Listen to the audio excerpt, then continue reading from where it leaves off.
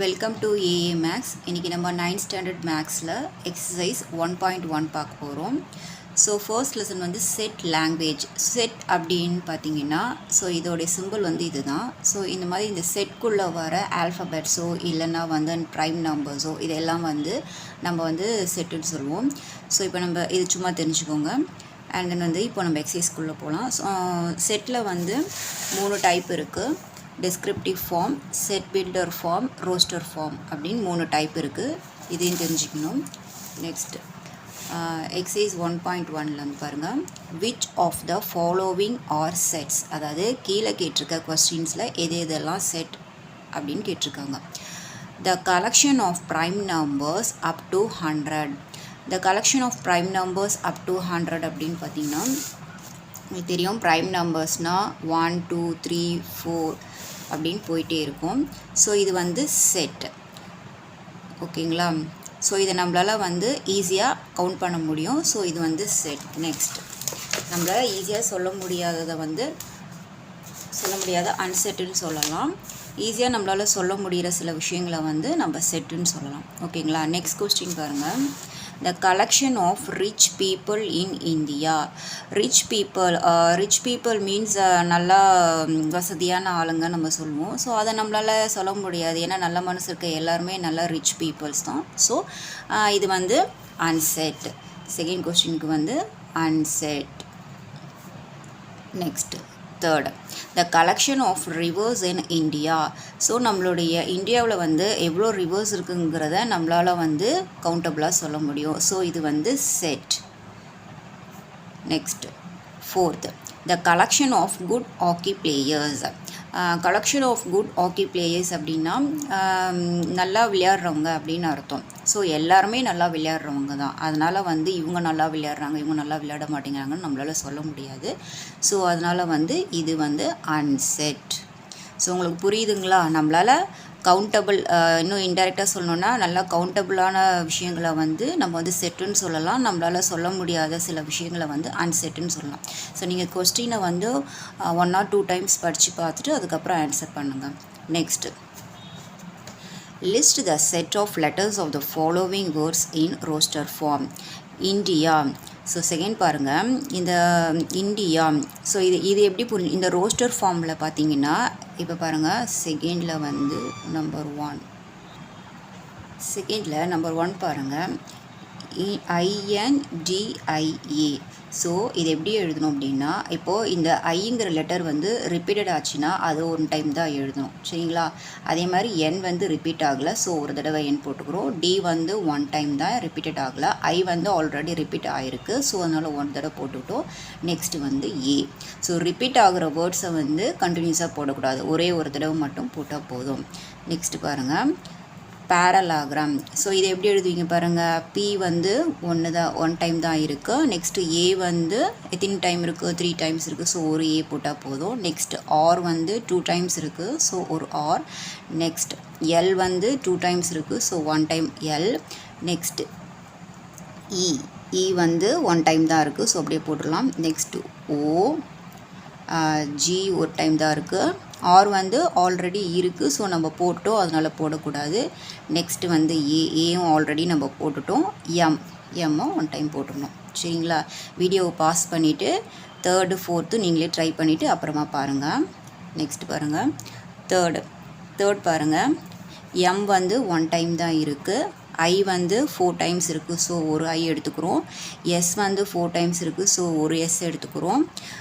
Next வந்து P வந்து 2 times இருக்குது. ஸோ P வந்து 1 டைம் எடுத்துக்கிறோம். நெக்ஸ்ட் 4th one, C வந்து 2 டைம்ஸ் இருக்குது. ஸோ ஒரு C. Z, E வந்து 1 டைம் இருக்குது. E எடுத்துக்கிட்டோம். C வந்து ஆல்ரெடி நம்ம ஃபஸ்ட்டே போட்டிருந்தோம். அப்புறம் வந்து H வந்து 1 டைம் இருக்குது. O வந்து ஒரு டைம் போடுறோம். O வந்து 2 டைம்ஸ் இருக்குது. ஸோ 1 எடுத்துக்கிட்டோம். நெக்ஸ்ட் வந்து S, L, Vயும் 1 டைம் தான் இருக்குது. V, A வந்து 2 டைம்ஸ் இருக்குது. ஸோ A வந்து 1 டைம் எடுத்துக்கிறோம். நெக்ஸ்ட் வந்து K. ஓகேங்களா? நெக்ஸ்ட் வந்து I வந்து 1 டைம் இருக்குது. ஏ வந்து ஆல்ரெடி இல்லை, ஸோ நம்மளால் ஒரு ஏ எடுத்துக்கிறோம். ஓகேங்களா? அதாவது ரிப்பீட்டட் ஆகக்கூடாது, ஒரே ஒரு தடவை மட்டும் நம்ம எழுதுனா போதும், அவ்வளோதான், சிம்பிளான விஷயம். நெக்ஸ்ட்டு தேர்ட் பாருங்கள். Consider the following sets. A is equal to 0, 3, 5, 8, B is equal to 2, 4, 6, 10 and C is equal to 12, 14, 18, 20. அதாவது இங்கே கொடுத்துருக்க கொஸ்டின் வந்து ஹெட்டிங்கில் வந்து இந்த கொடுத்துருக்க கொஸ்டினில் நம்ம மேட்ச் பண்ணி எது ட்ரூ ஆர் ஃபால்ஸ்ன்னு எழுதணும். அதில் வந்து ஃபர்ஸ்ட் கொஸ்டின் பாருங்கள், state weather true or false 18 belongs to C. So இந்த சிம்பிள்ஸ்லாம் இருக்குது பார்த்தீங்களா, இதெல்லாம் நீங்கள் தெரிஞ்சுக்கணும். அதுக்கு வந்து உங்களுக்கு ஃபர்ஸ்ட் பேஜ்லேயே கொடுத்துருப்பாங்க. இது பாருங்கள், இந்த ஃபர்ஸ்ட் பேஜ்லேயே வந்து கொடுத்துருக்காங்க பாருங்கள். இதை வச்சு தான் நீங்கள் வந்து சம்ஸ் எல்லாம் போடுற மாதிரி இருக்கும். ஸோ இந்த சிம்பிள்ஸ் எல்லாத்தையுமே நீங்கள் நல்லா பார்த்துக்கணும், சரிங்களா? இதை வச்சு தான் இனிமேல் ஒரு சம்ஸாக வரும்.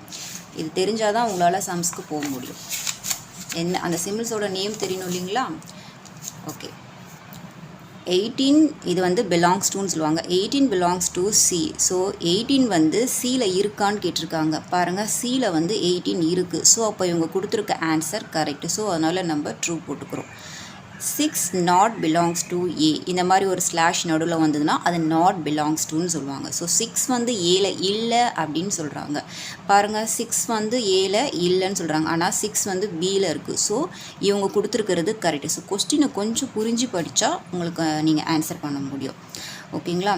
நெக்ஸ்ட் இது வந்து ட்ரூ. இவங்க கொடுத்துருக்கிறது ஏன்னா 6 வந்து ஏல இல்லைங்க இல்லையா, அதனால் இவங்க கொடுத்துருக்க கொஸ்டின் வந்து right. So it is a true. Next 14 not belongs to C. அதாவது 14 வந்து சியில் இல்லைன்னு சொல்லியிருக்காங்க. ஸோ ஆனால் இங்கே பார்த்தா 14 வந்து சியில் இருக்குது. ஸோ இவங்க கொடுத்துருக்க கொஸ்டின் வந்து ஃபால்ஸ். ஏன்னா 14 சியில் தான் இருக்குது. ஸோ இந்த சிம்பிள்ஸை வச்சு தான் நீங்கள் வந்து கண்டுபிடிக்கணும். Next 10 belongs to B. 10 பாருங்கள், 10 வந்து பியில் இருக்கான்னு கேட்டிருக்காங்க. ஆமாம் இருக்குது. ஸோ இது வந்து true. Next 5 belongs to B. 5 வந்து பியில் இருக்கான்னு கேட்டிருக்காங்க. 5 எங்கே இருக்குது பாருங்கள். 5 வந்து ஏல தான் இருக்குது. ஆனால் இவங்க வந்து 5 வந்து பியில் இருக்குன்னு சொல்லியிருக்காங்க. ஸோ இது வந்து ஃபால்ஸ். 0 belongs to B. 0 வந்து பியில் இருக்கான்னு கேட்டிருக்காங்க. ஆனால் இங்கே ஏல தான் இருக்குது. ஸோ ஆனால் இவங்க கொடுத்துருக்கிறது எதில் கொடுத்துருக்காங்க, சி வந்து பியில் இருக்கிற மாதிரி கொடுத்துருக்காங்க. ஸோ இது வந்து ஃபால்ஸ். ஸோ இந்த சிம்பிள்ஸ்க்கு நடுவில் ஸ்லாஷ் மாதிரி வந்ததுன்னா அது வந்து நாட் பிலாங்ஸ் டு, நார்மலாக வந்ததுன்னா பிலாங்ஸ் டு. ஓகேங்களா? Next filling the blanks. 3 belongs to dash. 3 வந்து எதில் இருக்குது அப்படின்ற மாதிரி டேஷ் கொடுத்து கேட்டிருக்காங்க. ஸோ 3 பாருங்கள், 3 எதில் இருக்குது, ஏல இருக்குது. ஸோ அதனால் நம்ம வந்து ஏ போட்டுக்கிறோம். ஓகேங்களா? Next 14 belongs to dash. 14 வந்து எதில் இருக்குது, 14 வந்து சியில் இருக்குது. ஸோ சி போட்டிருக்கோம். Next 18 dash B. அதாவது 18 வந்து பியில் இருக்கா அப்படின்ட்டு நம்ம பார்க்கணும். ஸோ பாருங்கள், 18 வந்து பியில் இல்லை. 18 எதில் இருக்குது, 18 வந்து சியில் தான் இருக்குது. ஸோ இது வந்து நாட் பிலாங்ஸ் டு. ஸோ கொஸ்டினை கொஞ்சம் அண்டர்ஸ்டாண்ட் பண்ணி பார்த்தீங்கன்னா புரிஞ்சிடும். Next 4 dash B. 4 வந்து பியில் இருக்கான்னு கேட்டிருக்காங்க. 4 பாருங்கள், 4 வந்து பியில் தான் இருக்குது. ஸோ பிலாங்ஸ் டு இந்த சிம்பிள் போடணும். இருக்குன்னா இந்த சிம்பிள், இல்லை அப்படின்னா இந்த மாதிரி slash, equal or not equal. Okay. இந்த சம்மோட நான் இந்த வீடியோவை முடிச்சுக்கிறேன். நெக்ஸ்ட்டு சம்ஸ்லாம் பார்க்கணுன்னா நம்மளோட சேனலை வந்து சப்ஸ்கிரைப் பண்ணிக்கோங்க. தேங்க்யூ.